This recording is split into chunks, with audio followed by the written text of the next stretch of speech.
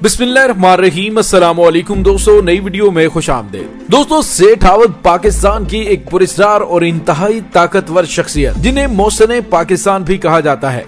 दोस्तों, सेठ आबद पाकिस्तान की वो पुरस्कार शख्सियत हैं जिनकी जिंदगी के बारे में नाकाबिले यकीन कहानियां गर्दिश करती रही। दोस्तों, वो कहानियां क्या क्या है, बदनामे जमाना स्मगलर से पाकिस्तान के हीरो कैसे बने। वीडियो की तफसील में जाने से पहले आप देख रहे हैं हकीकत की दुनिया डॉक्टर अली के साथ। हमारा चैनल सब्सक्राइब करके घंटी के निशान को दबाना मत भूलिएगा। इस वीडियो को ज्यादा से ज्यादा फेसबुक, व्हाट्सएप और सोशल मीडिया पर शेयर जरूर करें। शेयर और लाइक करने के साथ साथ कमेंट बॉक्स में पाक फौज जिंदाबाद, पाकिस्तान पाइंदाबाद और पाकिस्तान के गुमनाम हीरोज को सलाम का नारा कमेंट जरूर कीजिएगा। दोस्तों, कहा जाता है कि सेठ आबद ने पसे पर्दा रहकर पाकिस्तान के लिए ऐसे काम किए हैं जो पाकिस्तान की बका के जामिन है। दोस्तों, सेठ आबद का शुमार दुनिया के बड़े स्मगलर्स में होता है और उनकी अंडरवर्ल्ड में खास अहमियत रही है। सेठ आबद के बारे में ये बात मशहूर है कि कराची के ये स्मगलर आलमी पाबंदियों के बावजूद जौहरी प्रोसेसिंग यूनिट पाकिस्तान स्मगल करके लाए थे। दोस्तों, कहानी कुछ यूं है कि 70 की दहाई में भारत ने एटम बम की तैयारी पर काम शुरू किया तो पाकिस्तान को उसकी खबर हो गई। भारत की तरफ से जौहरी टेक्नोलॉजी की तैयारी के बाद पाकिस्तान की बका को खतरात पैदा होना फितरी अमल था। इसके लिए पाकिस्तान ने अपनी बका और सलामती के लिए जौहरी टेक्नोलॉजी की मंसूबाबंदी शुरू की और दूसरी जानिब आलमी ताकतों को सुनकुन हो गई कि पाकिस्तान भी जौहरी टेक्नोलॉजी के हुसूल के लिए कोशां है। फ्रांस समेत दीगर आलमी ताकतों ने पेशगी रुकावटें खड़ी करने के लिए पाकिस्तान पर तिजारती पाबंदियां आयद कर दी।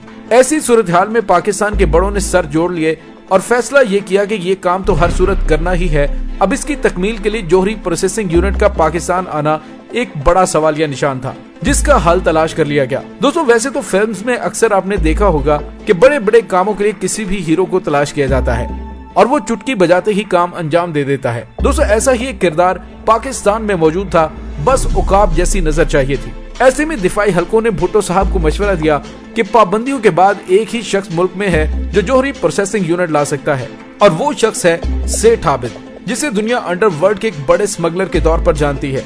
दोस्तों, फिर क्या था, सेठ आबद को तलाश करके सामने लाया गया और बातचीत हुई और मिशन इम्पॉसिबल को मुमकिन बनाने का मिशन सेठ आबद को सौंप दिया गया। काम बड़ा था जिसमें जान जाने का भी खतरा था, लेकिन मादरे वतन की इज्जत और नामूस की खातिर ये जान कुछ भी नहीं थी। सेठ आबद की नजर में बस मिशन मुकम्मल करना था। दोस्तों, सेठ आबद ने उस मंसूबाबंदी की लाइन ऑफ एक्शन टीम तैयार की और फिर सेठ आबद ने फ्रांस के बहरी रास्ते प्रोसेसिंग यूनिट स्मगल किया और पाकिस्तान पहुंचाकर सबको खुशगवार हैरत में मुब्तला कर दिया। तो दोस्तों, ये थे वो सेठ आबद जिन्होंने दुनिया की एजेंसियों को नाको चने चबवा दिए और वो अपनी बेबसी को लिए कोसते रहे कि एक शख्स ने उन्हें धूल चटा दी और उन्हें एहसास भी नहीं होने दिया। दोस्तों, सेठ आबद के बारे में कहा जाता है कि उसने भुट्टो साहब से दरख्वास्त की थी कि अगर वो स्मगलिंग को कानूनी हैसियत दे दें तो वो 1 माह में मुल्क का कर्जा उतार देंगे, लेकिन आलमी पाबंदियों के खौफ और कवानीन की पासदारी की वजह से ऐसा मुमकिन ना हो सका। सेठ आबद के बारे में मशहूर है कि 90 की दहाई में जब एटमी धमाकों के बाद पाकिस्तान पर पाबंदियां लगी तो उन्होंने पाकिस्तानी मईशत को सहारा दिया। दोस्तों, बात करते हैं सेठ आबद की जाती जिंदगी के हवाले से। दोस्तों, सेठ आबद का ताल्लुक कसूर से था और उनका खानदानी कारोबार सोने का था। उनके वालिद की कराची के सराफा बाजार में दुकान थी। सेठ आबद हुसैन अपने भाइयों में सबसे ज्यादा होशियार और ज़हीन थे। गो के सेठ आबद की जवानी में कंप्यूटर ना तो था, लेकिन उनका जहन कंप्यूटर की तरह काम करने की खुदादा सलाहियत से मालामाल था। वो उर्दू और पंजाबी के साथ गुजराती जुबान पर भी मुकम्मल उबूर रखते थे क्योंकि उनका ज्यादातर वक्त कराची में गुजरा था। दोस्तों, सेठ आबद लाहौर में एक बड़ी हाउसिंग सोसाइटी के मालिक और खैराती इदारे चलाने के तौर पर भी उन्हें जाना जाता है। सेठ आबद को अल्लाह ताला ने 3 बेटे और 1 बेटी से नवाजा और उनके तीनों बेटों में छोटे बेटे गूंगे, बहरे और ज़हनी तौर पर माजूर हैं, जो अमेरिका में किसी बोर्डिंग हाउस में पले बढ़े। उनके सबसे बड़े बेटे अयाज महमूद को 2006 में लाहौर में उनके अपने ही गार्ड ने मार दिया था। कराची में रिहाइश पजीर सेठ आबद तवील अलालत के बाद 85 साल की उम्र में गुज़िश्ता 2 रोज पहले इंतकाल कर गए। दोस्तों, वतन के इस गुमनाम सिपाही को तारीख में यकीनी तौर पर याद रखा जाएगा। सोशल मीडिया के नौजवान सारिफीन इस खोज में नजर आए कि ये शख्स आखिर कौन था। ये सारा मामला उस वक्त शुरू हुआ था कि जब गुज़िश्ता साल कराची से ताल्लुक रखने वाले सहाफी और मुसन्निफ अहमद नकवी ने ट्वीट में सवाल किया था कि क्या कोई बड़ा स्मगलर समझे जाने वाले सेठ आबद के बारे में जानता है। और दोस्तों, उसके बाद सेठ आबद के बारे में आओ देखा ना ताओ लोगों ने अपने अपने कमेंट्स करने शुरू कर दिए। लेकिन दोस्तों, ये बात हकीकत है कि गुज़िश्ता कई बरसों से सेठ आबद का कोई नाम तक नहीं जानता था। ताहम गुज़िश्ता बरस वज़ीर-ए-आज़म पाकिस्तान इमरान खान ने कराची में शौकत खानम कैंसर हॉस्पिटल की फंड रेजिंग की तकरीब में सेठ आबिद का जिक्र किया, शारजा में पाकिस्तान इंडिया के क्रिकेट मैच के तनाजुर में किया और उनका ये कहना था कि सेठ आबिद ने शौकत खानम कैंसर हॉस्पिटल की बहुत मदद की थी। दोस्तों, सेठ आबिद के बारे में मौजूद तमाम कहानियों और क्या सराइयों में क्या हकीकत है और कितना झूठ है, उसकी तफसील मैं आपको पहले ही बता चुका हूँ। दोस्तों, यहाँ पे एक वाकया आपके साथ शेयर करना चाहूंगा कि 1970 की दहाई में सेठ आबिद की स्मगलिंग की वसी कार्रवाइयों को जुल्फिकार अली भुट्टो की हुकूमत के दौरान कुछ रुकावटों का सामना भी रहा और उनके कुछ असासों पर कब्जा कर लिया गया। 1974 में कुछ ऐसा हुआ जो किसी ने सोचा भी नहीं था। लाहौर शहर में सेठ आबिद की रिहाइशगाह पर पुलिस के एक बड़े छापे में पाकिस्तानी करेंसी जिसकी मालियत तकरीबन 12.5 मिलियन थी वो बरामद हुई और उसके साथ ही 40 लाख मालियत का सोना, 20 लाख मालियत की स्विस घड़ियां भी कब्जे में ले ली गयी। उस छापे में लाहौर पुलिस ने 3 गाड़ियों और दर्जन भर घोड़ों को भी अपनी तहवील में लिया जिन्हें गैर कानूनी तौर पर सामान की नकलो हमल के लिए इस्तेमाल किया जाता था।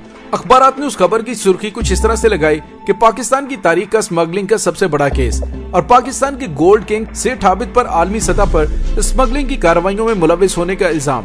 दोस्तों, वजीर आजम भुट्टो ने सेठ आबिद इंटरनेशनल स्मगलिंग केस के लिए एक खुसूसी ट्रिब्यूनल कायम किया और उस ट्रिब्यूनल ने दर्जनों गवाहान के बयान रिकॉर्ड किए, जबकि मुतअद्दिद वार्निंग के बावजूद सेठ आबिद ट्रिब्यूनल के सामने पेश न हुए। सेठ की गिरफ्तारी का मामला न सिर्फ पाकिस्तानियों की रोजमर्रा की गुफ्तगू का हिस्सा बन गया बल्कि भुट्टो साहब की हुकूमत के लिए रियासती रिट का भी एक टेस्ट केस बन गया। पाकिस्तान में इंतहाई मतलूब शख्स की तलाश के लिए मुल्क की तारीख का सबसे बड़ा ऑपरेशन लॉन्च किया गया जिसमें पाकिस्तानी फौज, पुलिस, रेंजर और नेवल गार्ड्स की छापामार टीमों को तश्कील दिया गया। कराची में सेठ आबिद की रिहाइशगाह पर भी छापा मारा गया जहां से बड़ी तादाद में गैर मुल्की करेंसी और सोने की ईंटें बरामद की गयी।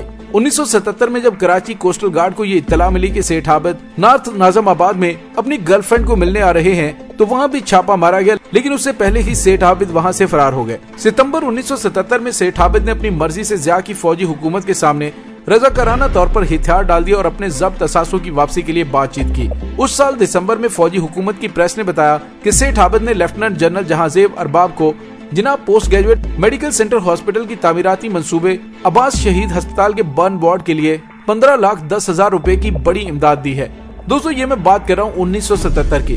सेठ आबिद को कारोबारी मुजरिम न रहे बल्कि एक पुरअज़्म मुहिब्बे वतन बन चुके थे जो रियासत और मुआशरे की भलाई के लिए फराख दिली से अतियात दे रहे थे। उनकी इस शोहरत में उस वक्त मजीद इजाफा हुआ कि जब उनका नाम मुल्क के जोहरी प्रोग्राम में भी सामने आया जिसकी तफसीलात मैं पहले आपके सामने पेश कर चुका हूँ। दोस्तों, पाकिस्तानी तनाजुर में सेठ आबिद को बड़े पैमाने पर एक ऐसे शख्स के तौर पर जाना जाता है जिसने पाकिस्तान के जोहरी प्रोग्राम की तरक्की में मुआवनत करके एक स्मगलर की हैसियत को शहरी लेजेंड में मुंतकिल किया। बहरे और गूंगे बच्चों की फलाह बहबूद के लिए हमजा फाउंडेशन जैसे इंसान दोस्त इदारे कायम करने के अलावा सेठ आबिद ने फलाही इदारे को माली इआनत फराहम की जिसमें लाहौर का शौकत खानम कैंसर हॉस्पिटल भी शामिल है। दोस्तों, अगरचे सेठ आबिद ने सारी जिंदगी तशहीर से गुरेज किया लेकिन फिर भी उन्हें शोहरत मिली और उनका नाम कौमी सतह पर उस वक्त मशहूर हुआ कि जब उन्होंने एक टीवी शो में नीलामी के दौरान क्रिकेटर जावेद मियां दाद का शारजा इनिंग्स में इस्तेमाल होने वाला बल्ला अपने बेटे के लिए 5 लाख में खरीद लिया।